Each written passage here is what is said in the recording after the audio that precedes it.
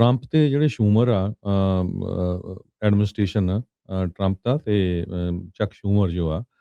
ਉਹ ਹੁਣ ਕਿਸੇ ਨਾ ਕਿਸੇ ਤਰ੍ਹਾਂ ਡੀਲ ਬਣਾਉਣ ਦੀ ਕੋਸ਼ਿਸ਼ ਕਰ ਰਹੇ ਆ ਤਾਂ ਕਿ ਜਿਹੜੀ ਗਵਰਨਮੈਂਟ ਆ ਉਹ ਸ਼ਟ ਡਾਊਨ ਨਾ ਹੋਵੇ। ਆਈਸ ਦੇ ਜੋ ਕੁਝ ਸੰਬੰਧ ਵਿੱਚ ਵਾਪਰਿਆ ਮਿਨੇਆਪੋਲਿਸ ਦੇ ਵਿੱਚ, ਚਾਹੇ ਉਹ ਲਾਸ ਐਂਜਲਸ ਜਾਂ ਨਿਊਯਾਰਕ ਦੇ ਵਿੱਚ,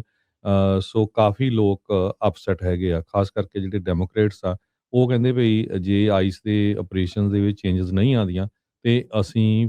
ਗਵਰਨਮੈਂਟ ਸ਼ਟਡਾਊਨ ਕਰਾਂਗੇ ਤੇ ਕਿਸੇ ਤਰ੍ਹਾਂ ਦੀ ਜਿਹੜੀ ਫੰਡਿੰਗ ਆ ਉਹ ਆਈਸ ਨੂੰ ਨਹੀਂ ਦੇਣ ਦੇਵਾਂਗੇ। ਸੋ ਉਹਦੇ ਸੰਬੰਧ ਦੇ ਵਿੱਚ ਬੈਕਡੋਰ ਜੋ ਡੀਲਸ ਆ ਉਹ ਚੱਲ ਰਹੀਆਂ, ਜਦ ਕਿ ਦੂਸਰੇ ਪਾਸੇ